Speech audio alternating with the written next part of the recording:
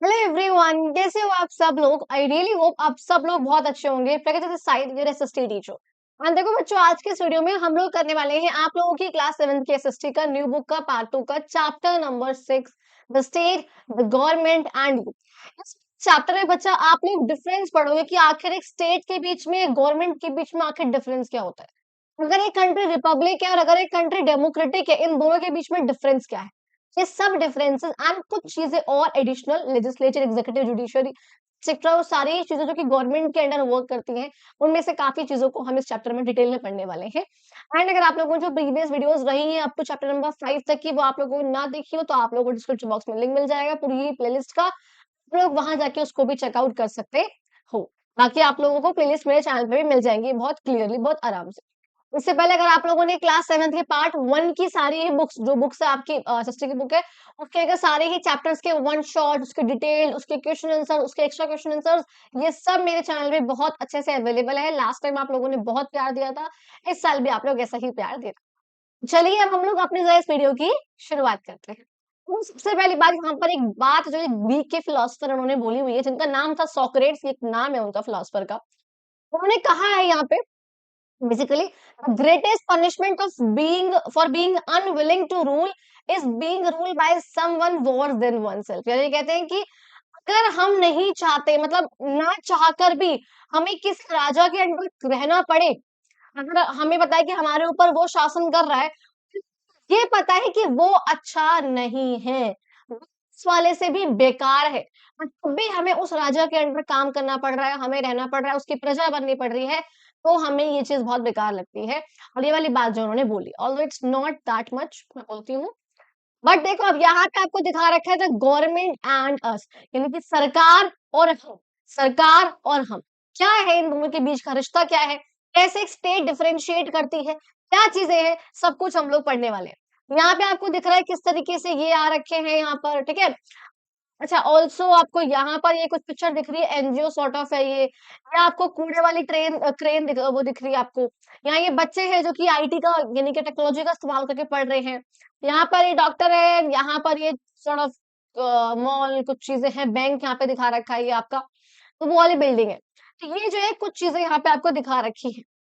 अच्छा, अगर आपने जरा ये वाली आपको याद होगी तो ऑल्दो हमने इसको आपकी क्लास 7 की जो पार्ट 1 रहा है, चैप्टर नंबर 9 जो रहा है आपका, from the rulers to the ruled, इस चैप्टर में हमने इसके बारे में कि गवर्नमेंट के 3 ऑर्गन्स होते हैं। क्या होता है बच्चा, आपको पता होगा, 3 ऑर्गन्स ऑफ गवर्नमेंट। गवर्नमेंट के 3 ऑर्गन्स होते हैं, लेजिस्लेचर, एग्जीक्यूटिव, जुडिशरी। हमने इन तीनों ही ऑर्गन्स के बारे में पढ़ा हुआ है। ठीक है जी, क्लास 6 में भी आप इसके बारे में पढ़कर आए हो, ठीक है जी। क्या चीज है, एक बार जरा मैं इसको आपको ब्रीफ में बताती हूँ कि क्या है इस पैराग्राफ में। लेजिस्लेचर का मतलब आपको पता है, वो जहां बेसिकली एक पार्लियामेंट, वो आपका वो पार्लियामेंट बॉडी जिसके अंदर लॉज बनाए जाते हो, बॉडी हु मेक्स लॉज, बहुत सिंपल भाषा में, जहां पर लॉज बनाए जाते हो। अच्छा, यहाँ पे फिर आएगा एग्जीक्यूटिव, लेजिस्लेचर, एग्जीक्यूटिव। एग्जीक्यूटिव क्या है, जिन लोगों ने उस लॉज को बनाया है उसको इम्प्लीमेंट करने वाले, उसको इन्फोर्स करने वाले, वो लोग कौन होंगे आपके बच्चा, वो आएंगे एग्जीक्यूटिव। अब वो लॉज सही है या नहीं है, उसको ये इंटरप्रेट करने वाले, जज करने वाले, या अगर किसी के साथ अन्याय हुआ है तो उसको न्याय देने वाले, वो सब कौन है, third organ of government, that is judiciary. तो legislature, executive, judiciary, legislature, executive, judiciary, ये बात समझ में आ गई जी, ठीक है। देखो, जो मैं यहाँ पे पॉइंट आपको बताऊंगी, यहाँ पे देखो ये सब बातें यहाँ पर बोली हुई है। हाँ, इस ऑल्सो यहाँ पर ये भी बोला हुआ है कि आप लोगों ने उस वाली क्लास में different different kinds of government के बारे में भी, जैसे मोनार्की, डेमोक्रेटिक, है ना, थियोक्रेटिक, या आपके जो है डिक्टेटोरियल, ओलिगार्की का, आपने इन सब के बारे में पढ़ा हुआ है। अगर याद नहीं है, एक बार ब्रीफ देती हूँ। जो डेमोक्रेटिक गवर्नमेंट का मतलब क्या था बच्चा, जहां पर डेमोक्रेटिक गवर्नमेंट क्या है, जहां पे लोगों ने खुद अपनी गवर्नमेंट का चुनाव करा है, या याद है आपको, जहां पे गवर्नमेंट ने खुद अपने जो सॉरी लोगों ने खुद अपनी गवर्नमेंट का चुनाव करा है, हमने खुद इलेक्शन करे हैं, और यहाँ पे जो है जो गवर्नमेंट है वो चुनी गई है। अच्छा, मोनार्की का मतलब क्या था बेटा, जो कि एक किंग या फिर क्वीन के द्वारा रूल करी जा रही हो, वो पोजीशन हेरिडेटरी है, किंग का बेटा, क्वीन का बेटा, किंग का बेटा, क्वीन का बेटा, ये जो है बाद में बनते रहते हैं। थियोक्रेटिक का मतलब क्या था, जहां पे एक रिलीजन के पास सुप्रीम पावर हो, उसने पावर को होल्ड कर रखा है, वही सरकार चला रही है। डिक्टेटोरियल का मतलब क्या है? यहाँ पर भी एक ही पर्सन जो है वही रूल करता है, लेकिन डिफरेंस ये है कि वो किंग या क्वीन नहीं होता, वो भी बस खुद को कई बार, जैसे चाइना है मान लो, चाइना क्या है, कहने को तो डिक्टेटरशिप चल रही है वहां पर, बिकॉज एक ही पार्टी है वहां पर, एक ही वही है, बट स्टिल वो खुद को डेमोक्रेटिक बोलता है। तो भाई इलेक्शन कराते हैं हम, तो इलेक्शन हो रहे हैं, लेकिन इलेक्शन कैसे हो रहे हैं वो आपको इस चैप्टर में आपको दे रखा है, वो नीचे समझ जाओगे आप उन चीजों को। यानी कि जहाँ पे किंग क्वीन का नाम नहीं है, लेकिन हाँ वहां पे एक ही पार्टी है, फिर एक ही पर्सन का रूल है, वही हर बार आता है। ओलिगार्क का मतलब क्या था? कुछ जो कुछ पावरफुल है, कुछ इन्फ्लुएंशियल लोग हैं, जब उनका राज चलता है, that is when it is called oligarchy government. ये आपको पांचों याद हो गए, पांचों आपको रिमेम्बर। देखो यहाँ पे वही आपको बोला गया कि बच्चा आप इस चैप्टर में क्या पढ़ोगे, आप इस चैप्टर में यही पढ़ोगे कि आखिर एक गवर्नमेंट के बीच में, एक स्टेट के बीच में क्या डिफरेंस। सॉरी एक second, what happen.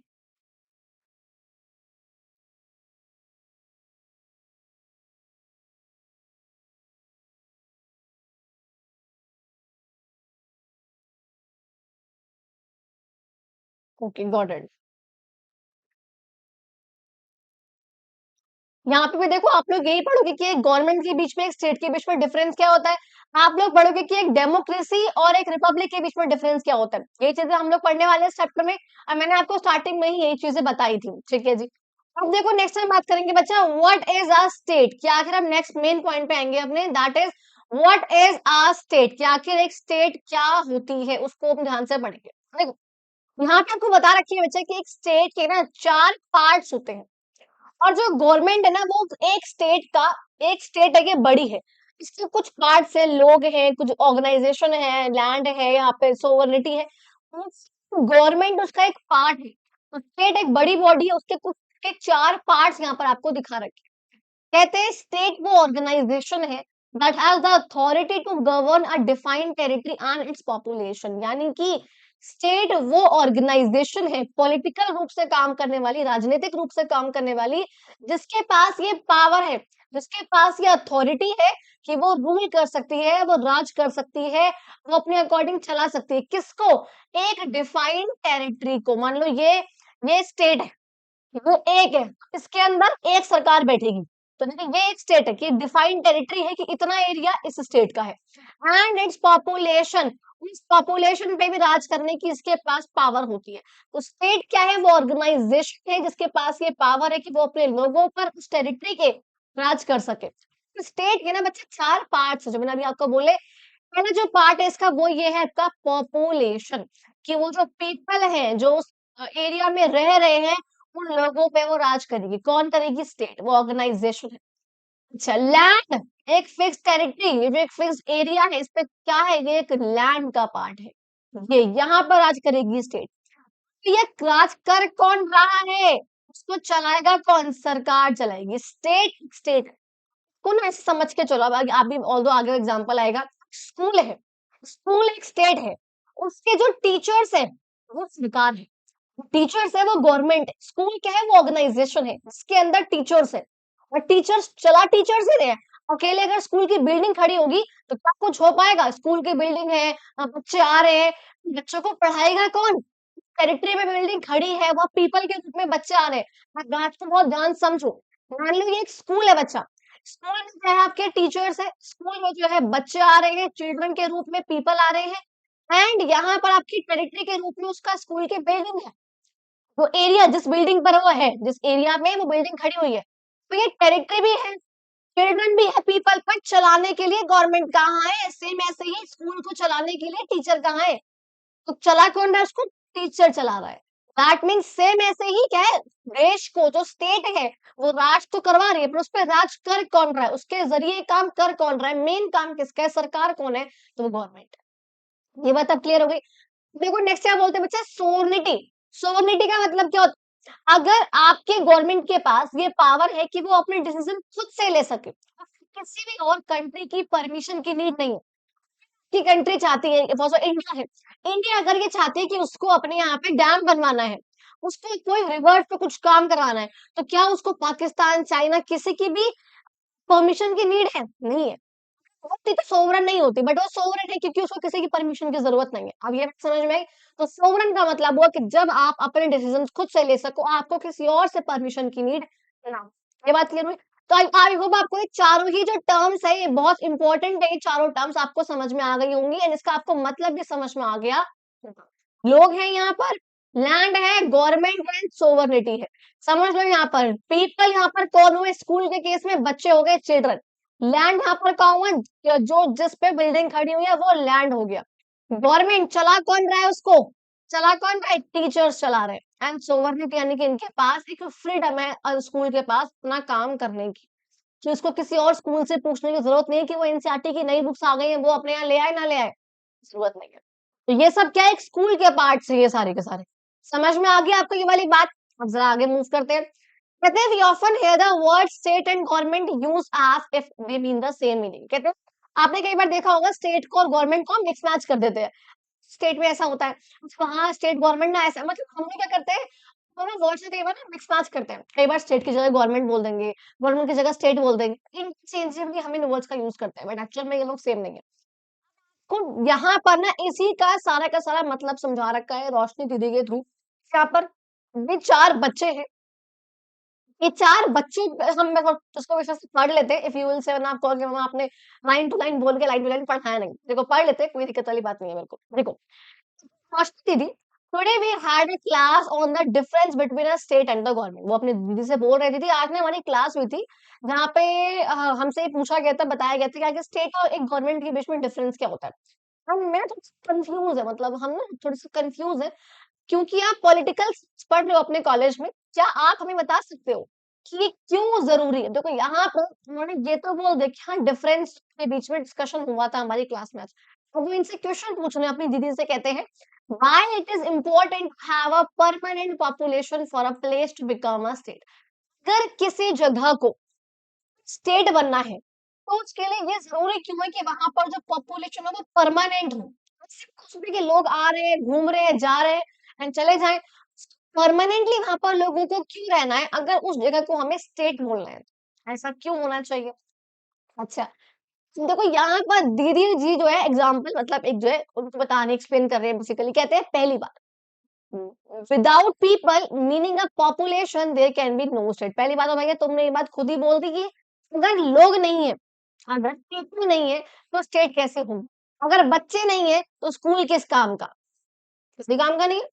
Second, if people just go visit and then move on. अगर लोग सिर्फ आए, घूमे, टूरिस्ट की तरह वापस चले जाए, उनको पता ही नहीं है कि भैया उस प्लेस में से क्या था, है ना, कोई आइडेंटिटी, कोई जान पहचान नहीं हुई इनकी उस स्टेट के बारे में, वहां पे वो रहे नहीं, तो उसको साथ में रहे नहीं, कुछ भी नहीं हुआ, तो उसको पॉपुलेशन कैसे बोल सकते हो। पॉपुलेशन का मतलब था जब वो लोग वहां पर रहे, वो नाम से वो जाने जाए। फॉर सपोज आप में से कई बच्चे दिल्ली में रहते हैं, यूपी में रहते हैं, बिहार में, गुजरात में, राजस्थान में, यूजुअली नॉर्थ इंडिया के बच्चे मेरे पास ज्यादा है। तो वो लोग इस वीडियो को देखते हैं, उनको पता है कि मैं यहाँ पे रहता हूँ या फिर रहती हूँ, आपको पता है ये चीज। अगर आपकी कोई स्टेट ही ना हो, आपको मैम मैं तो एक जगह पे रहता ही नहीं हूँ, कभी इधर कभी इधर जाऊं गुजरात में, कभी राजस्थान चल देते हैं हम लोग, हम तो घूमते रहते हैं। सिंपल नहीं है ना, कैसे उल्टी सी बात है ये। दैट इज, तो यानी कि क्या, तो सच अ ग्रुप ऑफ पीपल, वो लोग जो कि परमानेंट पॉपुलेशन है, उनका अपना एक, उनका एक कल्चर है, आपका अपना एक कल्चर। इधर आप हिंदू हो, मुस्लिम हो, सिख हो, है ना, बुद्धिस्ट हो, आप जैन हो, आप पारसी हो, आप कुछ भी हो, आप चाहे जनरल हो, आप चाहे एससी हो, आप चाहे ओबीसी हो, आप चाहे एसटी हो, कुछ भी हो, बट आपका अपना एक कल्चर है ना, आप उसको प्रिजर्व करते हो। अगर कोई स्टेट नहीं हो, अगर कोई आइडेंटिटी ना हो, तो क्या आप प्रिजर्व कर पाओगे, करवाओगे तो कौन मैं खाऊंगा। समझ में आ गई ये वाली बात। अच्छा जी, सेम एज, सेम एज यहाँ पर बोला अगर बच्चे, बच्चों का एडमिशन ना हो, तो क्या वो बच्चे कह पाएंगे कि हम इस स्कूल से बिलोंग करते हैं। वो कहेंगे अरे हम तो कभी धर्मदीप में जाके बैठ जाते हैं, कभी हम लोग डीएसएम में जाके बैठ जाते हैं, कभी हम लोग ए6 में जाके बैठ जाते हैं, कभी हम लोग बी4 में जाके बैठ जाते हैं। तो हम तो जो मन करता है दीपांशु एंड डीपीएस, हम तो घूमते रहते हैं, हम तो किसी भी स्कूल में जाके बैठ जाते हैं। Is it possible. कभी केवीएस, कभी डीडब्ल्यूएस भी किसी स्कूल में, is it possible. That means बच्चों का एक स्कूल से बिलोंग करना जितना जरूरी है उतना ही जरूरी है एक स्टेट का, एक पॉपुलेशन का उस स्टेट से बिलोंग करना। पहली बात। दूसरी, कहते हैं आखिर एक ज्योग्राफिकली डिफाइंड टेरिटरी का मतलब क्या। आप बार बार कह रहे हो कि उस टेरिटरी में, उस टेरिटरी में, उस डिफाइंड टेरिटरी में, उसका मतलब क्या है। उन्होंने बोला ज्योग्राफिकल एरिया वो है जिसकी क्लियर बाउंड्रीज हो। दिल्ली क्लियर बाउंड्री है, छुटकू सा मैप में देखोगे तो। यूपी इतना बड़ा है साइड में उसके, बिहार कितना है, मतलब यूपी तो अब छोटा ही है, राजस्थान इतना बड़ा है, एमपी इतना बड़ा है, क्या डिफाइंड बाउंड्री होनी चाहिए। सिर्फ उसका मतलब सिर्फ यही नहीं है, लेकिन हाँ कि ज्योग्राफिकल फीचर्स से डिफाइन हो वो, बट हाँ आसपास की स्टेट्स ने उसको बाउंड्री के रूप में एक्सेप्ट कर रखा हो। जाहिर सी बात है, ऐसा तो नहीं है ना कि आए दिन आंध्र प्रदेश की स्टेट तेलंगाना से लड़ती रहती है, या आए दिन दिल्ली की जो गवर्नमेंट है वो यूपी से लड़ती रहती है कि हमारे स्टेट को ना बढ़ने दो।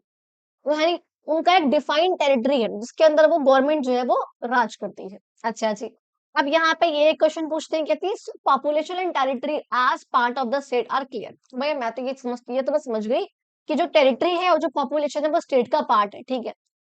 और इससे मुझे ये भी समझ में आ गया कि आखिर गवर्नमेंट एक स्टेट का पार्ट है, ना कि सिर्फ एक स्टेट। यानी कि ये मुझे समझ में आ गया कि जब लोग एक पार्ट है स्टेट का, जब जो टेरिटरी है वो स्टेट का पार्ट है, दैट मीन्स गवर्नमेंट भी एक पार्ट है स्टेट का। मैं ये नहीं कह रही हूँ कि हाँ गवर्नमेंट स्टेट है, नहीं गवर्नमेंट स्टेट नहीं है, इक्वल नहीं है दोनों। गवर्नमेंट तो स्टेट का एक पार्ट है, स्टेट के 4 पार्ट्स है, उसमें से एक पार्ट गवर्नमेंट है। बात क्लियर हो गई? अच्छा, because people live together, they need laws to be made and implemented for the state to function, which is what the government does. क्योंकि स्टेट जहां पर है, स्टेट तो फिक्स है, स्कूल अपनी जगह पर फिक्स है। ये तो है नहीं कि हर बच्चे घर के बाहर आपको स्कूल मिल जाएगा, बच्चों को आना पड़ता है ना। सेम ऐसे लोग यहाँ पर है, लोग अगर यहाँ पे रहेंगे तो उनका वो स्कूल, उनका वो गवर्नमेंट है। अगर जाके कल को लोग यूपी में रहने लग जाएंगे जो यहाँ दिल्ली के हैं, तो यूपी की सरकार उनकी सरकार हो जाएगी, जाहिर सी बात है। तो उन्होंने यहाँ पर अब गवर्नमेंट को, क्योंकि स्टेट को चलाने के लिए हमें कुछ लॉस चाहिए, और वो लॉस कौन बनाएगी? वो सरकार बनाएगी। जैसे एक स्कूल को बनाने के लिए हमें जो गाइडलाइन चाहिए, या पढ़ाने के लिए जो लोग चाहिए, वो कौन है? टीचर्स है। वो कौन है? टीचर्स। सेम ऐसे ही वो कौन है यहाँ पे? देश को चलाने के लिए सरकार है। कहते हैं व्हाट डज सोवरेनिटी मीन? अब ये बच्चा पूछ रहा है, लास्ट क्वेश्चन पूछता हूँ मैं आपसे, ये बताओ कि सोवरेनिटी का मतलब क्या होता है, और ये स्टेट के लिए जरूरी क्यों है? दीदी यहाँ पे कहती है कि भैया सोवरेनिटी का मतलब है जब एक स्टेट का अपने रिसोर्सेज के ऊपर, या अपने किसी अपनी स्टेट के ऊपर पूरा कंट्रोल हो, उसको बाहर से किसी की परमिशन की आवश्यकता ना हो, कोई भी चीज पूछने के लिए, कोई परमिशन लेने के लिए, कोई भी डिसीजन लेने के लिए, और बाहर की कोई भी स्टेट हमारे डिसीजंस में इंटरफेयर ना कर सके, that is what called as बच्चा आपका सोवरेनिटी। तो आपने ये समझ लिया बेटा कि स्टेट के जो है 4 फीचर्स है, टेरिटरी, पॉपुलेशन, फीचर्स के रूप में आपके गवर्नमेंट, एंड आपका लास्ट में सोवरेनिटी। ये बहुत ही इंपॉर्टेंट डिस्कशन था जो कि हम लोगों ने अभी एंड करा है। देखो अब आगे तो बहुत चीजें सिंपल है, बिकॉज ये सब चीजें आप लोगों ने लास्ट क्लासेस में पढ़ी हुई है। What is government? आखिर सरकार है क्या? देखो सरकार is a group of people, एक सिस्टम जो कि आपके देश को चला रहे हैं। सरकार देश को चला रही है, वो कुछ लोग हैं, कुछ लोग हैं सरकार में, क्या है, कुछ लोग आ रहे हैं, वो लोग मिलकर हमारे देश को चला रहे हैं। अब उन लोगों में मिनिस्टर्स है, उन लोगों में लीडर्स है, उन लीडर्स में अपोजिशन पार्टी है, ऑफिशियल्स है, बहुत सारे लोग हैं इसके अंदर। इनका काम क्या होता है? वही वाली बात यहाँ पे लिखे हूँ, आपके 3 ऑर्गन्स ऑफ गवर्नमेंट। तीनों ऑर्गन्स ऑफ गवर्नमेंट के डिफरेंट डिफरेंट काम है। लेजिस्लेचर का काम बच्चा लॉस को बनाना, एग्जीक्यूटिव का काम है इन लॉस को इन्फोर्स करना, यानी कि इम्प्लीमेंट करना, और डिस्प्यूट्स को रिजॉल्व करने का काम किसका? आपका है जुडिशरी का। यहाँ पर ये गवर्नमेंट के तीनों काम है, गवर्नमेंट के तीनों काम है, गवर्नमेंट के 3 ऑर्गन्स, और ये गवर्नमेंट जो देश को चला रही है, और ये गवर्नमेंट के स्टेट का एक पार्ट है। स्टेट के पार्ट में तीनों आते हैं, लॉस बनाने वाले भी, इंटरप्रेट इम्प्लीमेंट करने वाले भी, न्याय देने वाले भी। दोनों लोग सरकार के अंदर आ रहे हैं, और ये सरकार स्टेट के अंदर आ रही है। ये बात प्लीज याद रखना। कहते हैं government is just one part of the state, पहले ही अभी चीख चीख के बोल चुकी हूँ। Can change after elections but the state remains the same. वही वाली बात है कि इलेक्शंस के बाद हर 5 साल बाद आपको पता है इलेक्शंस होते हैं, चाहे वो सेंट्रल गवर्नमेंट के, यानी कि अभी करंट के अकॉर्डिंग नरेंद्र मोदी जी के हो, या आपकी स्टेट गवर्नमेंट के हो। आपके हमें हर स्टेट की अलग अलग होती है। दिल्ली के करंटली आपके जो है रेखा गुप्ता जी है, बीजेपी की है, तो वो स्टेट गवर्नमेंट हो, तो गवर्नमेंट जो है वो चेंज होती रहेगी।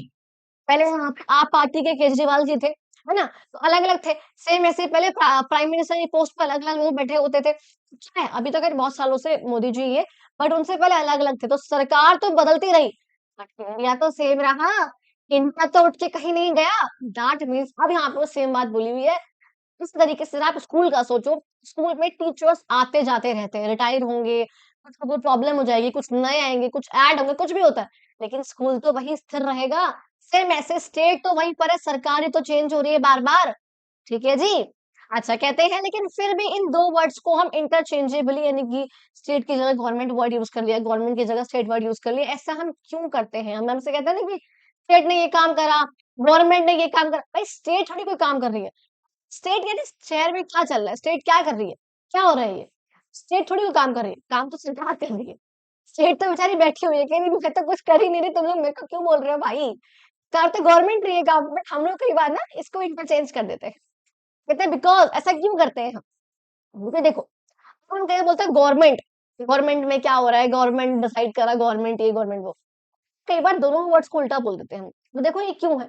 हमें ये पता है भैया स्टेट के बिहाफ पर गवर्नमेंट काम कर रही है। तो हम हर चीज़ का ब्लेम या तो स्टेट को या गवर्नमेंट को दे देते हैं। That is not that should not be true.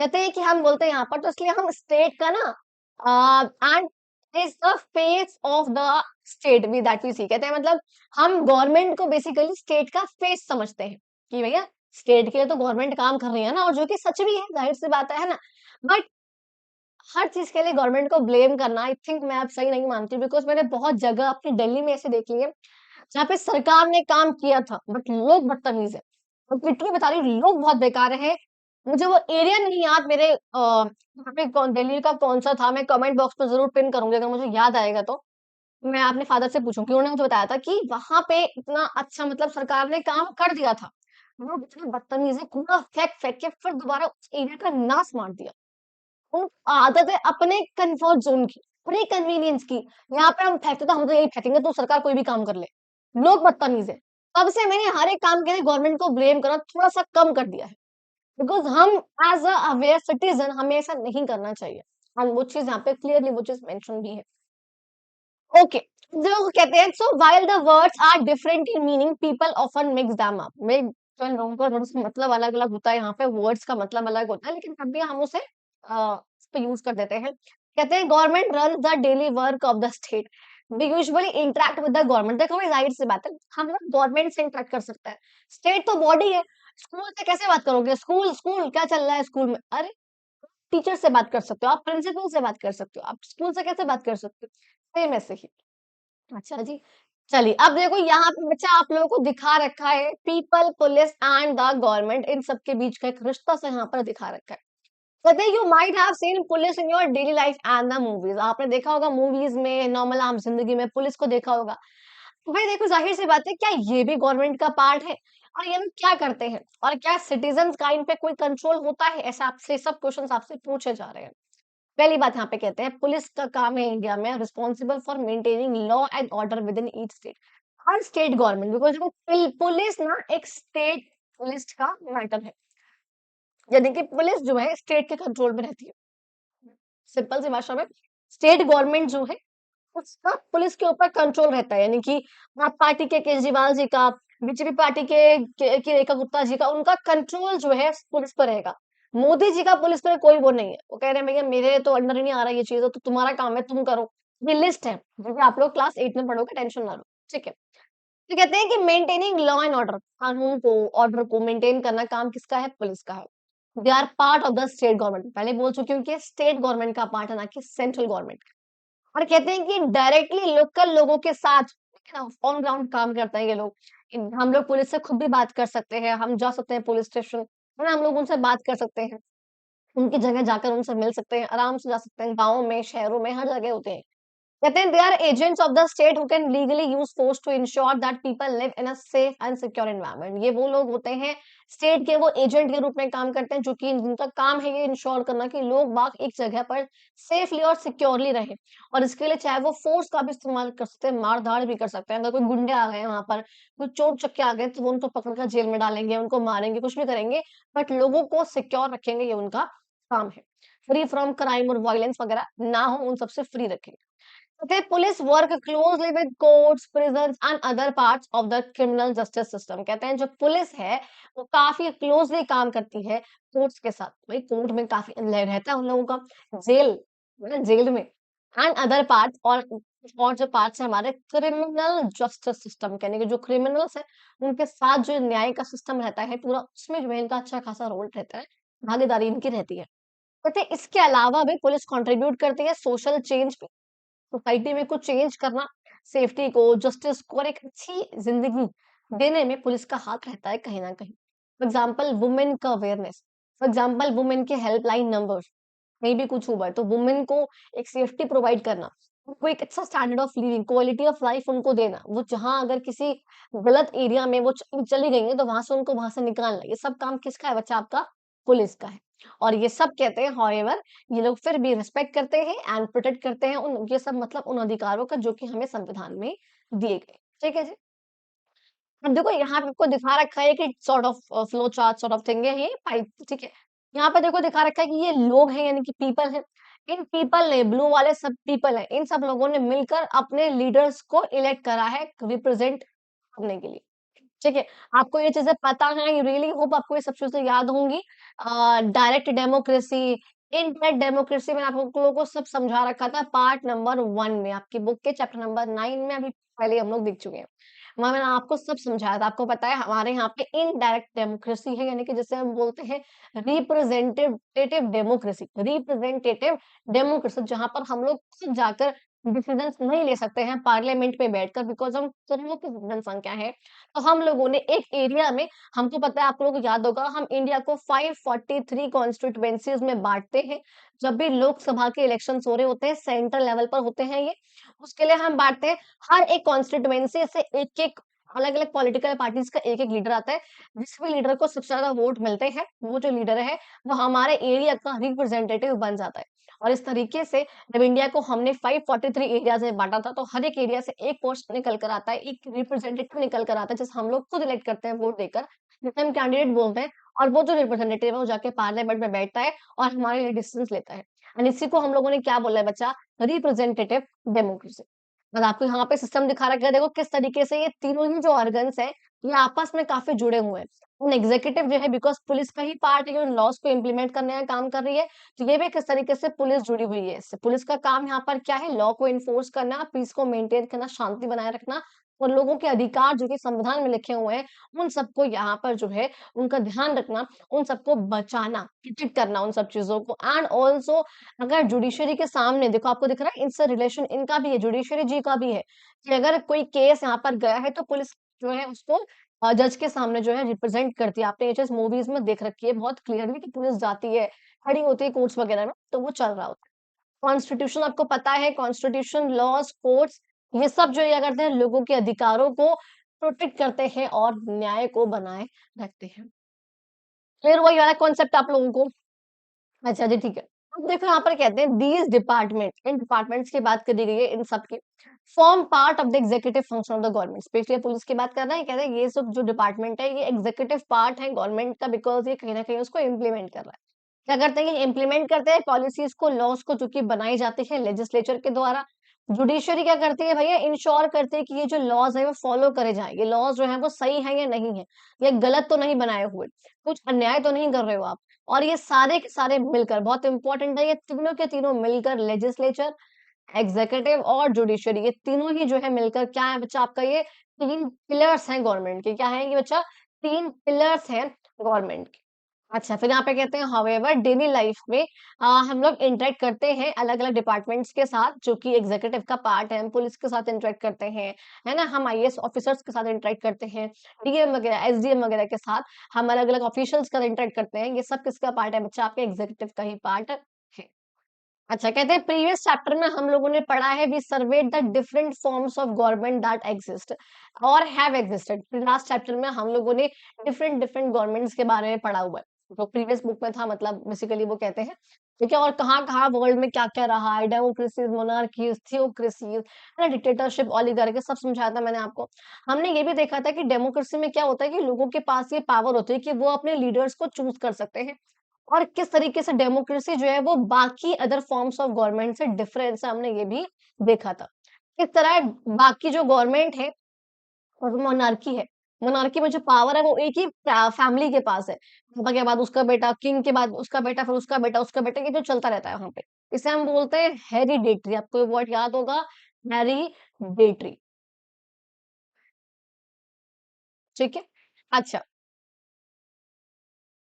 ठीक है। अच्छा, आप देखो यहाँ पे कहते हैं इन इंडिया में क्या है, तो government is expected to work for everyone's wellbeing. भैया इंडिया में क्या होता है कि हमें डेमोक्रेसी है, तो उसको सबके भले के लिए काम करना पड़ता है और हमारे अधिकारों का, हमारे फ्रीडम को, उसको प्रोटेक्ट करना पड़ता है। क्लियर हुआ? जैसे कुछ कंट्रीज में लेजिस्लेचर, एग्जीक्यूटिव, जुडिशरी अलग अलग है और कुछ कंट्रीज में ओवरलैप भी कर जाती है। इसको अभी आपको डिटेल में नहीं समझना है, आपके सिलेबस का अभी ये पार्ट नहीं है। देखो नेक्स्ट टाइम बात करेंगे बच्चा आपका डेमोक्रेसी वर्सेस रिपब्लिक। आखिर आप ये दोनों के बीच में क्या डिफरेंस है, जरा इसको हम लोग समझेंगे। एक बार पहले मेरे को, आपको पता है मेरी आदत है कि पहले समझा दूंगी फिर आपको जो है पूरा पढ़ाऊंगी कि लिखा क्या है। देखो बच्चा, डेमोक्रेसी का सिंपल सा मतलब है, यहाँ पर एक बात याद रखना, पूरी ही सरकार से। पहले एक बात याद रखो, पूरी ही सरकार से इसका मतलब है। रिपब्लिक का मतलब है सिर्फ और सिर्फ आपके प्रेसिडेंट से। इससे मतलब है बच्चा प्रेसिडेंट से, पहले एक बात ये याद रखो। डेमोक्रेसी का मतलब है यानी कि जो आपकी जो गवर्नमेंट है वो इलेक्टेड है।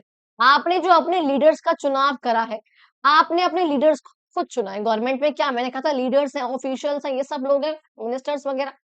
कहते हैं हाँ, जब आपने इनका चुनाव खुद से करा है, दैट मीन्स वो आपका है डेमोक्रेटिक। इंडिया डेमोक्रेटिक कंट्री, आप खुद चुनते हो। रिपब्लिक का मतलब है जब जो आपके हेड हो, अच्छा हेड ऑफ द स्टेट, आपने ये चीज पढ़ी हुई है। हेड ऑफ द स्टेट हम बोलते हैं हमारे प्रेसिडेंट को, और हेड ऑफ द गवर्नमेंट हम लोग बोलते हैं हमारे प्राइम मिनिस्टर जी को। पता है आपको ये चीज? तो कहते हैं जब हमारे जो हेड ऑफ द स्टेट है यानी कि जो प्रेसिडेंट है, जब वो इलेक्टेड हो, जब वो इलेक्टेड हो तो इन्हें हम बोलते हैं क्या, हमारा रिपब्लिक। अगर ये इलेक्टेड है तो वो है रिपब्लिक। और अगर ये मतलब बेसिकली ना वो हेरिडिटरी पोजीशन है उनकी, पापा के बाद बेटा बन गया, फिर बेटा बन गया, फिर बेटा बन गया। जैसे यूके में है, यूके में जो प्रेसिडेंट है, प्राइम मिनिस्टर, तो वहां के नॉर्मल चुनाव होता है, लेकिन यूके डेमोक्रेटिक है, बट यूके ना रिपब्लिक नहीं है। बिकॉज वहां पे जो प्रेसिडेंट चुने जाते हैं वो क्वीन है, वो किंग है।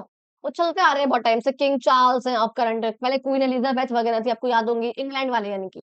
कहते हैं वहां पर वो रिपब्लिक नहीं है, वो डेमोक्रेटिक है। बट हमारा जो इंडिया है वो डेमोक्रेटिक भी है, वो रिपब्लिक भी है। यहाँ पे जो लीडर्स हैं, जो गवर्नमेंट है, उसका चुनाव भी हम लोग खुद ही करते हैं, दैट मीन्स डेमोक्रेटिक है। एंड जो हमारे हेड ऑफ द स्टेट है, यानी कि जो प्रेसिडेंट है, इलेक्टेड है, वो हेरिडेटरी नहीं है। ये बात यहाँ पे दोनों के बीच में डिफरेंस हुआ। क्लियर हुई ये वाली बात? अब जरा इसको पढ़ लो।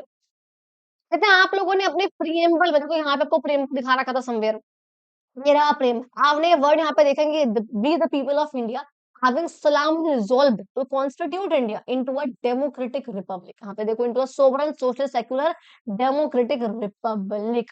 इन दोनों वर्ड्स को अलग अलग लिखा गया है, यानी कि इन दोनों वर्ड्स का मतलब जो है वो भी अलग अलग ही है। वो क्या मतलब है यहाँ पर वही कहते हैं कि आखिर अगर ये वर्ड सेम है तो इनको अलग अलग यूज करा क्यों गया, और अगर सेम नहीं है तो इनको यूजुअली लोग अलग अलग इस्तेमाल क्यों करते हैं। देखो लोग इसलिए करते हैं क्योंकि उनको अवेयर नहीं है, बट यहाँ पे अलग इस्तेमाल इसलिए करा गया क्योंकि ये दोनों अलग ही है। और वो क्या अलग है, तो यहाँ पे आपको समझा रखा है। कहते हैं हमारे यहाँ जो ब्रिटिश रूल था वो करीब करीब 200-300 सालों तक रहा था। जब इंडिया को आजादी मिली थी, she did not blindly adopt the British parliamentary system. हमने पढ़ा होगा, शी का मतलब यहाँ पे, शी कौन है यहाँ पे, शी इंडिया को रिप्रेजेंट करा गया, बिकॉज इंडिया का जो लिगरी है, इंडिया को जो रिप्रेजेंट करती है वो हमारी भारत माता है। तो माता यानी कि शी है, इसलिए यहाँ पर ये वर्ड यूज करा गया, फ्रेज सॉरी जो प्रोनाउन यहाँ पर शी यूज करा गया। कहते हैं जो शी डिड नॉट ब्लाइंड, यानी कि हमने एवे ही सिर्फ सोच से वहां कि ठीक है ब्रिटिशर्स ने राज करा है तो ब्रिटिशर्स को ना अच्छा है, तो हम ब्रिटिश का ही जो पार्लियामेंट्री सिस्टम है वो अडॉप्ट कर लेते हैं। हमने ऐसे उसको अडॉप्ट नहीं कर लिया।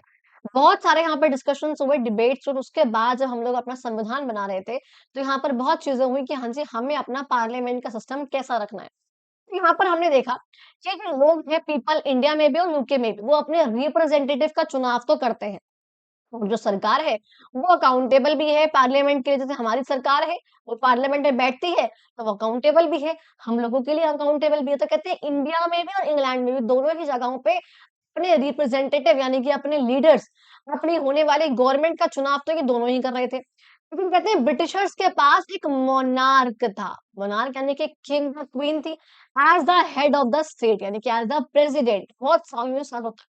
लेकिन हमारे कॉन्स्टिट्यूशन मेकर्स ने डिसाइड करा कि इंडिया का जो हेड ऑफ द स्टेट होगा, जो प्रेसिडेंट होंगे, यानी कि वो इलेक्टेड होंगे। चाहे वो डायरेक्टली ना हो लोगों के द्वारा, बट वो इनडायरेक्टली जरूर होंगे, बट वो होंगे इलेक्टेड ही। देखो आपको ऑलरेडी क्लास 8 का टॉपिक है कि आखिर उनका इलेक्शन होता कैसे, बट बहुत सिंपल बता रही हूँ। आपको पता है कि जो आप लोग स्टेट के इलेक्शंस करते हैं, आपके पेरेंट्स वगैरह, स्टेट के इलेक्शंस में हम लोग, क्योंकि स्टेट में देखो कौन होती है, लेजिस्लेटिव असेंबली होती है, यानी कि एलए। जैसे कि आपकी सेंट्रल लेवल पे पार्लियामेंट होता है, पार्लियामेंट के मेंबर्स को हम लोग बोलते हैं एमपी, यानी कि मेंबर ऑफ पार्लियामेंट। सेम ऐसे हर एक स्टेट की, सेंटर की सिर्फ सेंटर का एक ही पार्लियामेंट है, और हर एक स्टेट की एक लेजिस्लेटिव असेंबली होती है, और उस लेजिस्लेटिव असेंबली में बैठने वाले लोगों को हम बोलते हैं बच्चा एमएलए, यानी कि मेंबर्स ऑफ लेजिस्लेटिव असेंबली। ये जो मेंबर्स ऑफ लेजिस्लेटिव असेंबली होते हैं, और ये जो हमारे एमपी होते हैं, ये दोनों मिलकर, यानी कि हर एक स्टेट के एमएलए मिलेंगे और सेंटर में बैठे हुए एमपी मिलेंगे, ये दोनों ही मिलकर आपके प्रेसिडेंट का चुनाव करते हैं, जितने भी इलेक्टेड होते हैं ये दोनों के दोनों इलेक्टेड, तो करीब करीब 1700 कुछ लोग होते हैं ये सब उससे भी ज्यादा होते हैं वैसे तो, वो सब मिलकर जो है प्रेसिडेंट का चुनाव करते हैं। ये बात समझ में आई आपको? तो आप ये सर्च कर सकते हो कि आपके स्टेट में, आप जिस भी स्टेट में रहते हो, आपकी वहां पर कितने एमएलए हैं, आपके वहां पर आप ये देख सकते हो। आप ये देखो कि आपके स्टेट में कितने एमपी हैं, आप ये देख सकते हो। आप दोनों को ऐड करो, और सेम ऐसे ही को सारे स्टेट्स के ऐड करने होंगे। सोचो कितने सारे लोग हैं, वो सब लोग मिलकर प्रेसिडेंट का चुनाव करते हैं। चुनाव तो हो रहा है, उन लोगों के द्वारा हो रहा है जिसको स्वयं हमने चुना है। इन सब लोगों को, एमएलए का चुनाव भी हम लोग करते हैं, एमपी का चुनाव भी हम लोग करते हैं, और ये दोनों मिलकर बाद में प्रेसिडेंट का चुनाव कर रहे हैं। तो इलेक्टेड तो है पोजीशन। दैट मीन्स, जहां मैंने आपको ब्रीफ बताया था अभी इसका, कि यानी कि जो डेमोक्रेटिक होगा तो गवर्नमेंट चुनी हुई है, एंड रिपब्लिक होगा तो हेड ऑफ द स्टेट, यानी कि जो प्रेसिडेंट है वो हमारे चुने हुए। क्लियर हो गया जी? अब देखो यहाँ पे वही बात, यहाँ पे डिफरेंस समझा रखा है इन दोनों के बीच का। डेमोक्रेसी इसका मतलब, जो कि दो लैटिन वर्ड से मिलकर बना हुआ है, रूल बाय द पीपल, जहां पे लोगों के द्वारा शासन करा जा रहा हो। डेमोस का मतलब है लोग, और क्राटोस का मतलब है यहाँ पर रूल करना, शासन करना। पीपल्स रूल, लोगों के द्वारा रूल करना। तो कहते हैं डेमोक्रेसी का मतलब है जहां पर लोगों के पास ये पावर हो कि वो अपना गवर्नमेंट को चूज कर सकते हैं फ्री एंड फेयर इलेक्शंस के थ्रू। अच्छे तरीके से फ्री इलेक्शन हो रहे हैं, यानी कि आपके ऊपर कोई भी दबाव नहीं है कि आपको कौन सी पार्टी को चूज करना है, एंड फेयर तरीके से हो रहे हैं, यानी कि जो गवर्नमेंट है बेसिकली, यहाँ पे हम कहेंगे कि आपके पास ना चॉइस है, फेयर तरीके से हो रहे हैं। और ऑल्सो कि यहाँ पे कोई भी माल प्रैक्टिस, कोई भी गुंडागर्दी नहीं हो रही है, यहाँ पर आपको धमकाया नहीं जा रहा है कि आपको किसको वोट करना है, तो आप आराम से जो है वोट कर सकते हो। That is called free and fair election. And Republic का बता चुकी हूँ, जहाँ पे जो हेड ऑफ द स्टेट, और जो यानी कि जो हाईएस्ट ऑफिस, जो प्रेसिडेंट है, वो इलेक्टेड है, हेरिडेटरी। क्लियर होगी वाली बात? हेरिडेटरी का मतलब क्या होता है, जिसको इनहेरिट हो जाए पावर, उसको उसमें मिल गई है, लेगेसी है बेसिकली, उसको मिल गई है वो चीज किंग या क्वीन वगैरह से, तो उसे हम बोलते हैं यहाँ पे आपका मोनार्क। तो कहते हैं नोट दैट अ कंट्री, एक कंट्री डेमोक्रेसी भी हो सकती है, डेमोक्रेटिक, एक कंट्री रिपब्लिक भी हो सकती है। इंडिया दोनों है, रिपब्लिक भी है एंड डेमोक्रेटिक भी है। लेकिन यूके जैसी कंट्री हो गई, मान लो कनाडा हो गया, यहाँ पर स्वीडन हो गया, ये जो है डेमोक्रेसीज तो है, बट ये रिपब्लिक नहीं है। यहाँ पर जो हेड ऑफ द स्टेट है वो कोई किंग है, वो कोई क्वीन है। तो यहाँ पर क्या है, वो इलेक्टेड नहीं है, इसलिए ये जो कंट्रीज हैं, ये डेमोक्रेसी तो है लेकिन रिपब्लिक नहीं है। आई होप आपको ये दोनों के बीच का डिफरेंस बहुत ही इंपॉर्टेंट है, डेमोक्रेसी वर्सेस रिपब्लिक। अब अगर दोबारा आपको कोई भी अपने आसपास दिखे ना बोलता हुआ, नहीं डेमोक्रेटिक और रिपब्लिक सेम ही तो होता है, दोनों डिफरेंस थोड़ी है, उसको डिफरेंस समझाना। डेमोक्रेटिक सरकार की बात हो रही है, गवर्नमेंट की बात हो रही है, लीडर्स की बात हो रही है, Republic head of the state, president की बात हो रही है। क्लियर है ये वाली बात?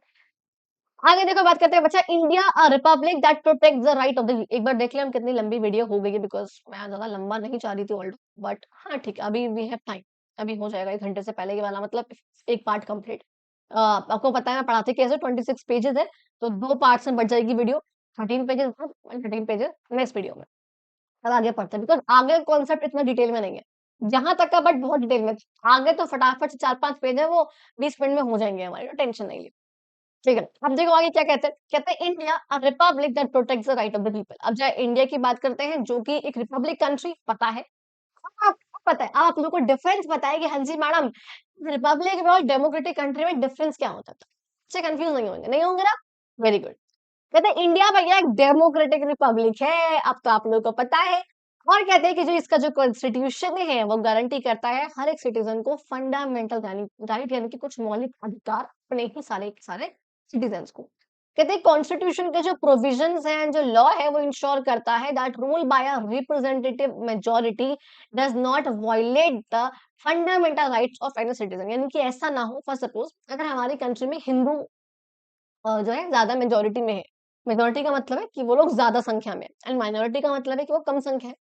तो हम अगर मैं कहूँ कि हिंदू जो है अगर वो राज कर रहे हैं हमारे यहाँ पे, और वो किसी और रिलीजन के लोगों के साथ कोई उनके किसी भी अधिकार का उल्लंघन करे, फॉर सपोज अगर आपके पास अधिकार है कि आप कहीं भी जी सकते हो, तो अगर मुस्लिम्स के साथ वो कोई गलत व्यवहार कर रहे हो, दैट मीन उनके अधिकार का उल्लंघन हो रहा है। अगर बुद्धिस्ट के साथ, अगर जैन्स के साथ उन्हें कहीं जाने से, उन्हें कहीं रहने से, उन्हें कुछ बोलने से रोका जा रहा हो, दैट मीन्स उनके अधिकारों का उल्लंघन हो रहा है। लेकिन इंडिया में ऐसा कुछ भी नहीं होता है। कहते हैं देयर एग्जिस्ट, वहाँ पे कुछ इवन कुछ ऐसे एरियाज़ हैं हमारे इंडिया में जो कि सिर्फ़ और सिर्फ़ कुछ ट्राइबल लोगों के हैं। आपने पता है नॉर्थ ईस्ट जो एरिया है हमारा मैप में, नॉर्थ ईस्ट, मेघालय, है ना? मणिपुर, त्रिपुरा, असम, अरुणाचल प्रदेश, ये जो कुछ जगह है नागालैंड वगैरह, यहाँ पर ट्राइबल लोग रहते हैं, आदिवासी लोग रहते हैं, जिन सबका कल्चर बहुत अलग है, उनकी लैंग्वेज बहुत अलग है, आप समझ भी नहीं सकते हो।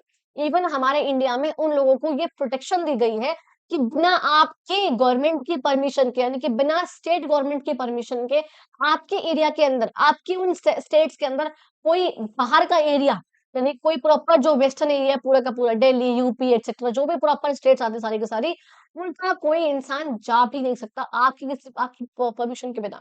वहां पे रह भी नहीं सकता आपकी परमिशन के बिना। तो उनको इतनी हमने आजादी दी हुई है, यानी कि हमने अपनी माइनॉरिटी को सप्रेस करने के बजाय उनको और पावर दी हुई है। अच्छा, अब देखो वही वाली बात यहाँ पे कही गई है कि ये जो लैंड्स है इनको प्रोटेक्ट कराया गया है लॉ के थ्रू फॉर देयर यूज, कि उनका यूज कोई और नहीं कर सकता, वो लोग आराम से कर सकते हैं। इवन प्राइवेट कंपनीज को या बाकी इंडिविजुअल्स को भी, कि वहां पर वो कोई भी लैंड हो ना तो वो बेसिकली बेच खरीद सकते हैं या किराए पर नहीं ले सकते, वहां पे कुछ भी नहीं कर सकते बिना वहां की लोकल कम्युनिटी के परमिशन के, बिना सरकार के जो लीगल प्रोसेस है बिना उसके हुए। आप लोग ऐसे वहां पे कुछ भी नहीं कर सकते हो। एग्जाम्पल की आपको जैसे है, उड़ीसा में एक ट्राइब है, कहते हैं माइनिंग वहां पे अलाउड नहीं है। वहां पे एक ट्राइब का नाम है डोंगरिया खोंद ट्राइब। कहते हैं वहां की जो सेक्रेट हिल्स है उनको उन हिल्स को उनको बहुत पूजनीय मानते हैं वो लोग, उन पहाड़ों को। वहां जाके माइनिंग नहीं कर सकते हो, चाहे वहां पे कितना ही खजाना क्यों ना बन रहा हो, बट बिना उन लोगों के परमिशन के आप लोग वहां पे जो है माइनिंग है वो नहीं कर सकते हो। बिकॉज वहां के जो कम्युनिटी है वो उस चीज को बहुत ज्यादा ही अपोज करती है कि आप उनके हिल्स को, आप उनके सीक्रेट प्लेसेस को खराब कर रहे हो। और इस केस में जाहिर सी बात है उनके अधिकारों का उल्लंघन करोगे तो बिल्कुल होगा। वो चीज यहाँ पर दी हुई है। अब देखो आपसे आप पूछ रहे हैं कि आखिर अधिकारों को प्रोटेक्ट करना इतना इंपॉर्टेंट क्यों है, व्हाई इट्स सो इम्पोर्टेंट, अधिकारों की रक्षा करना इतना इम्पोर्टेंट क्यों है? हम देखो यहाँ पे कहते हैं एक एग्जाम्पल के थ्रू बात करते हैं। एक वो है यहाँ पर रेजिडेंट वेलफेयर एसोसिएशन। जो लोग हैं यहाँ पर उनका वेलफेयर करने वाली एसोसिएशन। रेजिडेंट का मतलब होता है जो लोग हैं रहने वाले, और वेलफेयर का मतलब है भला करना, एसोसिएशन यानी कि ग्रुप है। उसके बाद हो रही है एक ऑर्गेनाइजेशन की। उसने क्या करा, उन्होंने कहा मतलब बेसिकली एक सोसाइटी में ये एसोसिएशन थी। कहते हैं यहाँ पे एक एग्जाम्पल के रूप में दिखा रखा है। जिन्होंने क्या करा, मैं पढ़ने की वजह आपको बता रही हूँ ऐसे। उन्होंने कहा कि 9 बजे के बाद उस अपार्टमेंट में, फॉर सपोज आप एक सोसाइटी में रहते हो और आपकी एक एसोसिएशन बनी हुई है, उसका नाम है रेजिडेंट वेलफेयर एसोसिएशन यानी कि RWA। आप लोगों ने कहा भैया नहीं, यहाँ पे हमें ना सेफ्टी के लिए हम ऐसा करते हैं कि 9 बजे के बाद यहाँ पे किसी भी इंसान की, किसी भी चीज की डिलीवरी अलाउड नहीं है। मतलब किसी भी इंसान की, इंसान कह रही हूँ मैं, किसी भी चीज की यहाँ पे डिलीवरी अलाउड नहीं है। और ये बात यहाँ पे किसने कही, ये मेजोरिटी का डिसीजन था, यानी कि जो यहाँ पे ज्यादा लोग हैं उन सब लोगों ने यहाँ पर यही बोला कि हाँ जी यहाँ पर ना ये सब अलाउड नहीं होगा, एंड 9 बजे के बाद यहाँ पर ये चीजें नहीं होंगी। हालांकि जो माइनॉरिटी थे उन्होंने मना करा इन सब चीजों को कि ऐसे मत करो, बिकॉज कुछ एसेंशियल्स भी यहाँ पे आने होते हैं, बट उन लोगों ने इसको जारी रखा। उसी मेजोरिटी में एक रात में एक बहुत बुजुर्ग व्यक्ति थे, उनकी तबीयत खराब हो गई, अब उनको दवाइयाँ चाहिए, तो बिकॉज उनका ब्लड शुगर बहुत कम हो रहा था। उस टाइम पे डिसीजन लिया गया था कि अब तो भैया अब दवाई कैसे आएंगी, आप लोगों ने तो खुद ही बैन कर रखी है, अब क्या होगा। उस टाइम पे RWA ने अपने रूल्स को मॉडिफाई कर और उन्होंने कहा खाना और दवाई ये जो है 9 बजे के बाद भी आ सकती है, बट बाकी चीजें 9 बजे के बाद नहीं आएगी। यानी कि उन्होंने अपने रूल्स को चेंज कर अकॉर्डिंग टू द नीड्स, उन्हें करना पड़ेगी वो चीज, चाहे उन्होंने अपने लिए क्यों ना करा हो।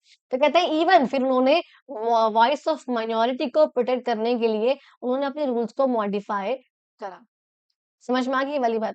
तो कहते हैं that's Republic in nation, same action में, कि जहां पर जो रूल ऑफ लॉ है, यानी कि जो कानून का जो लॉ है वो ज्यादा जरूरी है, ज्यादा पावरफुल है than the wishes of the majority. यानी कि मेजोरिटी के चलने से ज्यादा महत्वपूर्ण है कि वहां पर सब लोगों का ध्यान रखा जाए, सिर्फ मेजोरिटी का ही ध्यान ना रखा जाए। देखो यहाँ पर ये कुछ यहाँ पे बोला जा रहा है कि किस तरीके से डेमोक्रेटिक रिपब्लिक जो है कॉन्स्टिट्यूशन के अंदर काम करता है। उसकी बात करूं तो कहते हैं remember the government can use force to maintain law and order but the constitution limits its powers. यानी कि जो गवर्नमेंट वो अपनी पावर को एक्सटेंड कर सकती है, वो फोर्स का इस्तेमाल कर सकती है लॉ एंड ऑर्डर को मेंटेन रखने के लिए, लेकिन जो कॉन्स्टिट्यूशन है उसके पास पावर्स लिमिटेड है, वो उसको नहीं बढ़ाएगा। अदरवाइज बिकॉज़ अगर कॉन्स्टिट्यूशन ने उनको ज़्यादा पावर दी, तो वो उन पावर्स का मिसयूज़ ज़ाहिर-सी बात है वो करेंगे और जिससे जो लोग हैं उनके अधिकारों का उल्लंघन होगा, उनका वायलेशन होगा। तो यहाँ पर ये कह रहे हैं बेसिकली एक वकील को जहाँ पे दिखा रखा है, तो कहते हैं डेमोक्रेटिक रिपब्लिक में we have a government where जो इलेक्टेड रिप्रेजेंटेटिव्स हैं वो डिसीजन लेते हैं कॉन्स्टिट्यूशन के अंदर रहकर ही। तो वही चीज़ें मैं आपको बता चुकी हूँ ऑलरेडी कि ये लोग संविधान के अंदर रहकर ही कोई भी डिसीजन लेते हैं। वहाँ पर कहते हैं this is how Republic India में, फ्रांस में, यूएसए में इस तरह से ये वर्क करती है, डिफेंड करती है, लोगों को बचाती है against the dominance of the majority. ये जो मेजॉरिटी है वो अपनी ही अपनी चलाए। अब देखो यहाँ पे ना ये चीज़ ना मेंशन नहीं है कि आखिर तबीयत खराब किसकी हुई। बट यहाँ पे अगर यही लाइन पढ़ोगे ना कि protecting the voice of the minority, तो इससे समझ में आता है ये वाली बात जो यहाँ पे तबीयत खराब हुई है, ये बात खराब हुई है, ये जो तबीयत खराब हुई है जैसे माइनॉरिटी के ही लोगों की तबीयत खराब हुई। उन लोगों ने अपने रूल्स को चेंज करा है मेजॉरिटी वालों ने, ठीक है? अच्छा, तो यहाँ पर कह रहे हैं कि तो डोमिनेंस जो है मेजॉरिटी की, जो मेजॉरिटी अपने आप को हमेशा ऊपर रखना चाहती है। जो मेजॉरिटी संख्या के लोग हैं, वो अपने आप को हमेशा माइनॉरिटी से ऊपर रखना चाहते हैं, सुपीरियर चाहते हैं और उनको सप्रेस करना चाहते हैं माइनॉरिटी वालों को। तो इस चीज़ से ये बचाता है हमें हमारा संविधान। और संविधान भी क्या है? रूल बुक है, आपको पता है। जैसे हर एक सोसाइटी की रूल बुक है, सेम वैसे ही पूरे इंडिया की भी एक रूल बुक है। उस रूल बुक में अगर मिनिस्टर्स या जो एग्जीक्यूटिव के लोग हैं या एमपीज़ वगैरह है, एमएलए है, जुडिशियरी है, अगर कोई भी अपने लिमिट से ओवर का काम करना चाहे, या अगर मेजॉरिटी को सप्रेस करना चाहे, कोई भी गलत काम करना चाहे, तो कॉन्स्टिट्यूशन ने उनकी पावर्स को लिमिट कर रखा है, वो नहीं कर सकते हैं। अगर करा तो आप लोग हम सब प्रोटेस्ट कर सकते हैं, ज़ाहिर-सी बात है। कहते हैं कॉन्स्टिट्यूशन ने वही वाली बात है यहाँ पर वही बोला हुआ है कि यहाँ पर वो देखते हैं कि कोई भी जो एक पार्ट है गवर्नमेंट का आइदर लेजिस्लेचर, एग्जीक्यूटिव, जुडिशरी, ये जो है ज़्यादा पावरफुल ना हो जाए कि लोगों के बेसिक अधिकार बोलने का, कहने का, रिलीजन का, कुछ भी अपनाने का, बोल इक्वालिटी का अधिकार इन सब का उल्लंघन ना हो जाए। ठीक है जी? ओके। अब देखो यहाँ पे नेक्स्ट पॉइंट यहाँ पढ़ते हैं पहले यहाँ पर। ओके, इसको भी देखते हैं डोंट मिस आउट पे क्या बोल रहे हैं। कहते हैं 1782 में जब अमेरिकन वॉर ऑफ इंडिपेंडेंस चल रहा था ब्रिटेन के अगेंस्ट, जब वो खत्म होने वाला था, तो उस टाइम पे कहते हैं जॉर्ज वॉशिंगटन उस टाइम पे एक पर्सन थे जो कि जनरल थे वो आर्मी के, और वो उस टाइम पे अमेरिकन की आर्मी को लीड कर रहे थे। मेन काम वही कर रहे हैं, ये वॉर लड़ रहे हैं, वो ब्रिटेन के अगेंस्ट और उनको लीड कर रहे हैं वॉशिंगटन जी। और वो ऑफिसर्स, और कहते हैं वन ऑफ हिज ऑफिसर्स, उनके एक ऑफिसर ने उनसे लिखा कि आपको ना इसके बाद अमेरिका का किंग बन जाना चाहिए। उन्होंने उनकी बात नहीं मानी। उन्होंने कहा नहीं, मुझे ऐसी कोई भी चीज़ नहीं चाहिए जो कि कंट्री को किसी भी तरीके से हार्म करे। हाँ, अगर लोग कहेंगे तो बन जाऊँगा, बट मैं खुद से जो है वो नहीं बनूँगा। अच्छा, उन्होंने कहा कि जो सरकार संविधान में जिस तरीके से लिखी हुई है हम लोगों ने, उसी तरीके से सरकार जो है वो फ़ॉर्म होगी। वॉशिंगटन ने उन्हें दिखाया कि हाँ जी, रिपब्लिक जो है सरकार होनी चाहिए हमारी, रिपब्लिक जो सब कुछ होना चाहिए। एंड कुछ साल बाद जब वो आज़ाद हो गए वो लोग, तो पहले जो प्रेज़िडेंट बने, यानी कि उन्होंने कहा कि मैं कॉन्स्टिट्यूशन जो हम लोग बना रहे हैं ना, मैं उसके अगेंस्ट कोई भी काम नहीं करना चाहता। तुम मुझे कह रहे हो कि हाँ जी, रिपब्लिक हमने जब रिपब्लिक करा है अपने नेशन को, कि जो प्रेज़िडेंट होगा वो लोग ही उसको जो है चुना ही जाएगा, चाहे इलेक्टेड ही होगा वो, चाहे कैसे भी चुना जाए उसको, और चाहे प्रोसेस प्रोसेस उनका अलग हो हमसे। कि जब वो इलेक्टेड ही होंगे, तो मैं क्यों बन जाऊँ ऐसे ही? मैं लोगों के इन अधिकारों का उल्लंघन नहीं कर सकता। लेकिन हाँ, जब अगर मुझे चुना गया, अगर मुझे कहा गया तो मैं ज़रूर बनूँगा। तो वो बने भी थे आज़ाद अमेरिका के पहले प्रेज़िडेंट, राष्ट्रपति। अच्छा, अब देखो बात करते हैं कौटिल्य, चाणक्य याद है? कहते हैं उनकी अर्थशास्त्र के अकॉर्डिंग कहते हैं किंग जो है उसकी एक राजा की primary authority, king primary authority of the state, एक स्टेट की एक राज्य की सबसे मेन जो पावर होती है वो उसका राजा होता है। और उस राजा को धर्म का पालन करना चाहिए, राजधर्म, और तभी वो एक सही तरीके से शासन वो कर पाता है, तभी उसका जो शासन है वो अच्छा चलता है। उसको इंश्योर करना चाहिए कि लॉ एंड ऑर्डर का सही तरीके से उसके राज्य में पालन करा जा रहा हो। और अगर सरकार नहीं है, तो सोसाइटी जो है वो कियोटिक ना बन जाए। ऐसा ना हो जाए इस बड़ी मछली की तरह कि जो मेजॉरिटी है, यानी कि जो बड़े लोग हैं, वो इन सब छोटे-छोटे लोगों को खा जाएँ, इन सबको सप्रेस कर दें। ऐसा जो है वो नहीं होना चाहिए, ये उस राजा को भी इंश्योर करना चाहिए। इंडिया में आपको पता है जो स्टेट है वो ऑपरेट करती है अलग अलग इंस्टीट्यूशंस, कई बार बोल चुकी हूँ, थक चुकी हूँ बोल बोल के, लेजिस्लेचर, एग्जीक्यूटिव, जुडिशरी के थ्रू स्टेट ये क्लेम करते हैं कि अगर आपने इसका सही तरीके से इस्तेमाल करोगे तो ठीक रहेगा, अदरवाइज प्रॉब्लम क्रिएट हो जाएगी। ये बात बहुत सिंपल सी बता चुकी हूँ। कहते हैं through control by police and taxation. भैया स्टेट का बता चुकी हूँ, स्टेट का जो कंट्रोल है वो पुलिस के ऊपर होता है। स्टेट के पास कुछ अपने द्वारा लगाए गए टैक्सेस होते हैं, वो उससे भी इन सबको कंट्रोल कर सकती है। तो ये वाली बात भी जो है यहाँ पर कही हुई है। तो यहाँ पे बहुत सिंपल रूप में आपको मैं वैसे एक्सप्लेन कर चुकी हूँ बहुत बार, बट स्टिल आप लोगों को यहाँ पे एक्सप्लेन करा गया है सबके काम। लेजिस्लेचर जो आपको पता है कि लॉ मेकिंग बॉडी है, कहते हैं वो ब्रांच है गवर्नमेंट की जो कि लॉज बनाती है कंट्री में। लेजिस्लेचर रिप्रेजेंट करती है लोगों को एंड क्रिएट करते हैं रूल्स जो कि सब लोग जिसको फॉलो करें, एक बच्चे से लेकर के प्रेसिडेंट तक उन सब रूल्स को पालन करें, उन सबका वो इंश्योर करते हैं कि जो गवर्नेंस और जो शासन हो रहा है वो बहुत सही तरीके से बनाए गए लॉज से होना चाहिए, ना कि आपकी अपनी मर्जी से आप कोई भी लॉ बना दो। ये नहीं कि भाई मेरा मन कर रहा है ये लॉ बनाता हूँ, या सिर्फ कुछ लोगों की चल गई, आर्बिट्रेरी हो गया, आपने अपनी मनचाही चला दी, है ना? वो लोग कह रहे हैं तो बना दिया, नहीं। वो आम पब्लिक, आम लोगों की के हित में हो, हमें वही जो है लॉ उन लोगों को बनाना चाहिए। सेम कहते हैं, सेम ऐसे स्टेट्स के भी लेजिस्लेचर होते हैं, आपने बता चुकी हूँ ऑलरेडी, वो लोग भी उस स्टेट के लिए लॉ बनाते हैं। आपको बताया था मैंने अभी कि पूरी कंट्री है इंडिया, इस इंडिया का जो है एक पार्लियामेंट होता है जिसे हम बोलते हैं सेंटर में जो है सिर्फ एक ही पार्लियामेंट है हमारे पास। एंड सेम ऐसे ही इंडिया के 28 स्टेट्स है। इन सब स्टेट्स की क्या होती है बच्चा, स्टेट गवर्नमेंट होती है। एंड दो यूटीज है, यानी कि यूनियन टेरिटरीज, इसका नाम है दिल्ली और एक है पुडुचेरी, इन दोनों की भी स्टेट गवर्नमेंट होती है। तो एक तरीके से 30 हो गए, 30 स्टेट लेजिस्लेचर्स हो गए, जिसमें से एक दो है जो कि कॉमन में आते हैं। कहते हैं इस तरीके से हमारे पास स्टेट लेजिस्लेचर में, उन सब में जो है सरकार बैठती है। स्टेट गवर्नमेंट की सरकार स्टेट के लिए लॉ बनाएगी, एंड ये जो सरकार है पार्लियामेंट की सरकार, एमपी जो है वो पूरे ही देश के लिए लॉज बनाए। ये काम इनका हुआ। तो एमपीज क्या कर रहे हैं, एक लेजिस्लेचर में कौन कौन आ गए, एमपीज आ गए, यानी कि मेंबर ऑफ पार्लियामेंट, और हमारे कौन आ गए, एमएलए आ गए। कौन आ गए बच्चा, एमएलए आ गए। ये दोनों ही जो लोग हैं किसके अंदर आ गए, लेजिस्लेचर के अंदर आ गए। एग्जीक्यूटिव की बात करेंगे, बता चुकी हूँ एग्जीक्यूटिव का मतलब है जो कि उन लॉज को इम्प्लीमेंट करती है। वो कौन है, मिनिस्टर्स। चाहे वो एमपी के मिनिस्टर्स हो जो कि सेंट्रल लेवल पे काम कर रहे हो, home minister, external affairs minister, finance minister, बहुत सारे हैं, 70 से 80 मिनिस्टर्स होते हैं वैसे तो। सेम वैसे ही क्या हमारे एमएलए, यानी कि हर एक एमएलए, हर एक स्टेट में भी कुछ मिनिस्टर्स होते हैं।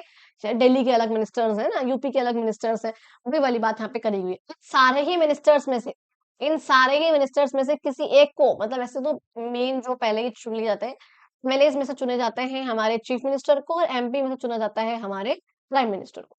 कहते हैं इनका जो काम रहता है एग्जीक्यूटिव्स का, वो लॉज को इम्प्लीमेंट करने का रहता है, जो भी लॉज जो है उन्होंने बनाए हैं लेजिस्लेचर में। कहते हैं बच्चे एग्जीक्यूटिव के भी दो पार्ट होते हैं, एक होता है पॉलिटिकल, एक होता है परमानेंट। लैपटॉप के चार्ट से जा रही है ना? हर एक कंट्री में गवर्नमेंट को ना ऐसे लोग चाहिए होते हैं जो कि उन लॉस को इम्प्लीमेंट करे, उनको इन्फोर्स करे, उनको डिजाइन करे, उनकी पॉलिसीज को सही तरीके से बनाए, और डेली का जो काम है सरकार का उसको सही तरीके से करे। और वो जो काम कौन करते हैं, वो एग्जीक्यूटिव कर पाता है। अब एग्जीक्यूटिव सिर्फ एक इंसान नहीं है, पूरा पूरा ग्रुप ऑफ पीपल होते हैं। वो सब लोग जो एक साथ काम करते हैं। अब उसके अंदर देखो दो लोग होते हैं, एक होते हैं पॉलिटिकल एग्जीक्यूटिव बच्चा, एक आपके होते हैं परमानेंट एग्जीक्यूटिव। समझा रही हूँ ऐसे ही। पॉलिटिकल एग्जीक्यूटिव का मतलब है वो लोग, वो मिनिस्टर्स जो कि एक पार्टी के हैं, एमएलए और एमपी के जो मिनिस्टर्स हैं, वो आएंगे आपके पॉलिटिकल। बिकॉज इनका जो ये जो है सिर्फ और सिर्फ 5 साल तक के लिए, कब तक है ये, 5 साल के लिए है, ये है आपके पॉलिटिकल एग्जीक्यूटिव।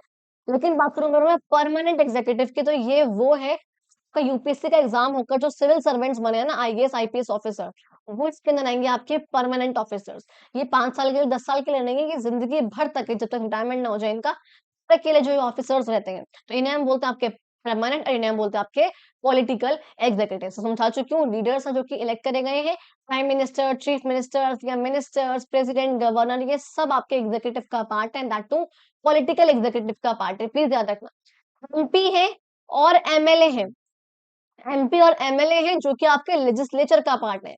इन्हीं एमपीस में से जो मिनिस्टर्स निकल कर आए हैं, चाहे प्राइम मिनिस्टर है, चाहे आपके अदर मिनिस्टर्स हैं इसमें, चाहे प्रेसिडेंट है, और इन्हीं एमएलएस में से जो मिनिस्टर्स निकल कर आए हैं, चाहे वो आपके चीफ मिनिस्टर हो या जो अदर मिनिस्टर हो छोटे मोटे वो हो, चाहे वो आपके हाँ गवर्नर वगैरह हो, ये सब मिनिस्टर, ये जो मिनिस्टर्स हैं, ये सब आपके किसका पार्ट है बच्चा, ये आपके एग्जीक्यूटिव का पार्ट है, and that too political executive का पार्ट है। ये बात क्लियर हो गई, इनका काम रहता है जो बड़े-बड़े डिसीजंस हैं वो लेना, नए लॉज़ बनाना, गोल्स सेट करना कंट्री के लिए, और कंट्री अपनी इंडिया कंट्री को अलग-अलग कंट्रीज़ में, 1 सेकंड कितना रह गया ये?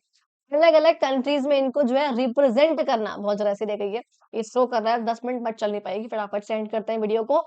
और बेसिकली ये जो है तब तक पावर में रहेंगे जब तक वो पार्टी पावर में रहेगी। तो 5 साल के लिए जो है कहते हैं दोबारा भी आ सकते हैं, अगर दोबारा जो है पार्टी पावर में आ जाएगी तो। ठीक है? या अगर प्रेसिडेंट ने इनको डिसमिस कर दिया तो ये हट जाएँगे बीच में से ही, और बाकी हम लोग इनके बारे में क्लास 8 में पढ़ेंगे। और ज़ाहिर-सी बात है क्योंकि लोगों ने एमपीज़ का चुनाव करा है, उन सब एमपीज़ में से ही कुछ मिनिस्टर्स, अगर हमारे पास 543 एमपी हैं, इन्हीं में से ही कुछ 70 से 80 मिनिस्टर्स निकल कर आएँगे, इंक्लूडिंग द प्राइम मिनिस्टर। और ये जो मिनिस्टर्स हैं वो एग्ज़ीक्यूटिव का पार्ट है, पॉलिटिकल एग्ज़ीक्यूटिव। ये जो बाकी सब लोग हैं वो आपके कि किसका लेजिस्लेचर का पार्ट है, जो कि लॉज़ को बनाएँगे पार्लियामेंट में बैठकर, और इन सबको ऑन ग्राउंड इम्प्लीमेंट कौन करेंगे? ये मिनिस्टर्स करेंगे। क्लियर हो गई ये वाली बात?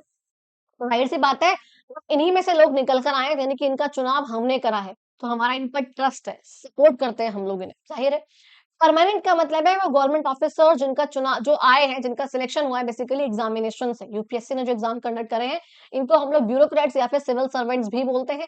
पॉलिटिशियंस की तरह आप इनको रिमूव नहीं कर सकते हो इलेक्शंस के बाद, ये हमेशा रहते हैं और बैकग्राउंड में पीछे से मेन काम ये कर रहे होते हैं, बिकॉज़ पढ़े लिखे ये होते हैं। पॉलिटिशियंस पढ़े लिखे नहीं होते हैं। कोई 5वीं पास है, कोई 10वीं पास है, कोई 12वीं पास है, कैसे भी बैठे हुए हैं। लेकिन ये जो है civil service, toughest examination of India, वो क्रैक करके बैठे होते हैं, उन्हें हम बोलते हैं सिविल सर्वेंट्स। ठीक है जी? और ये बैकग्राउंड में काम कर रहे होते हैं, ये देखने के लिए कि जो पार्टी है वो मतलब उनको नहीं मतलब कि कौन-सी पार्टी पावर में है, उनको बस काम करना है अपनी सरकार के लिए, उनका काम ही ये है। ठीक है? कहते हैं एडवर्स एडवाइस देना, पॉलिसीज़ को इम्प्लीमेंट करना, सर्विस को मेंटेन करना, ये सब जो इनके काम होते हैं। लॉज़ को इम्प्लीमेंट करना, पॉलिसीज़ को, स्कीम्स वगैरह को, लिंक क्रिएट करना गवर्नमेंट के बीच में और सिटिज़न्स के बीच में, इन दोनों के बीच में। फील्ड लेवल पे जाके, ग्राउंड लेवल पे जाके, लोगों के घर-घर जाके, विलेजेस जाके, ये जो है स्कूल्स में, हॉस्पिटल्स, रोड जाके लोगों की ग्रीवियंसेस यानी कि जो उनकी प्रॉब्लम्स है उनको समझकर यहाँ पे सरकार को बताते हैं, और उसके अकॉर्डिंग फिर ये लोग पॉलिसीज़ बनाते हैं। तो मेन काम कौन कर रहा है? वो ये लोग कर रहे हैं। रिकॉर्ड रखने का, गवर्नेंस को मेंटेन करने का, क्या-क्या रिकॉर्ड्स रखना, गवर्नमेंट ने क्या काम करा है, कैसे करा है, क्या डिसीजंस लिए हैं, किस प्रोसीजर से काम करा है, ये सारे काम कौन करते हैं? हमारे परमानेंट एग्जीक्यूटिव यानी कि ब्यूरोक्रेट्स करते हैं। ये आपको चार्ट दिखा रखा है बेसिकली कि किस तरीके से आप देख सकते हो खुद ही बुक में अपनी, कि किस तरीके से एक मिनिस्टर के नीचे कौन-कौन लोग काम कर रहे होते हैं। ये एक मिनिस्टर है जो कि पढ़ा लिखा भी नहीं है ढंग से, और इसके नीचे देखो कितने लोग काम कर रहे हैं, आप गिन भी नहीं सकते हो। कितने लोग यहाँ पर काम कर रहे होते हैं एक मिनिस्टर के नीचे।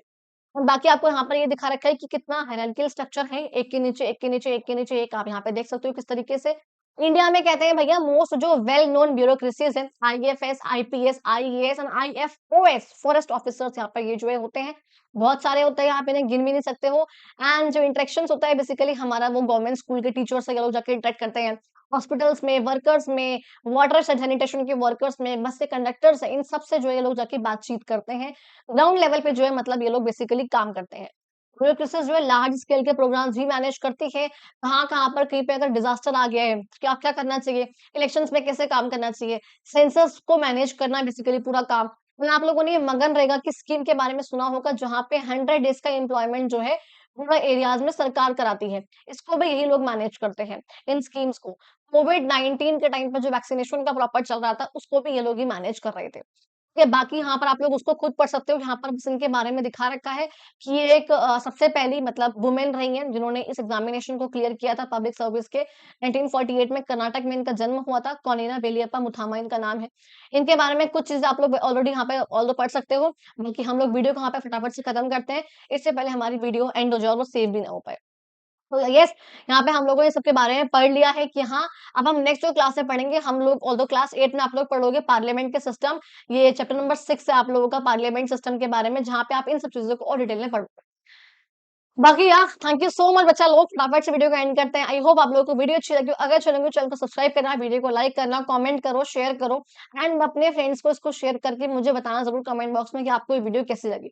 एंड सब्सक्राइब भी ज़रूर करना मेरे चैनल को, ताकि आप लोगों को ऐसी और वीडियोज़ जो है, नोटिफ़िकेशंस आती रहे। आगे थैंक यू सो मच, मिलते हैं हम लोग अपनी अगली वीडियो में।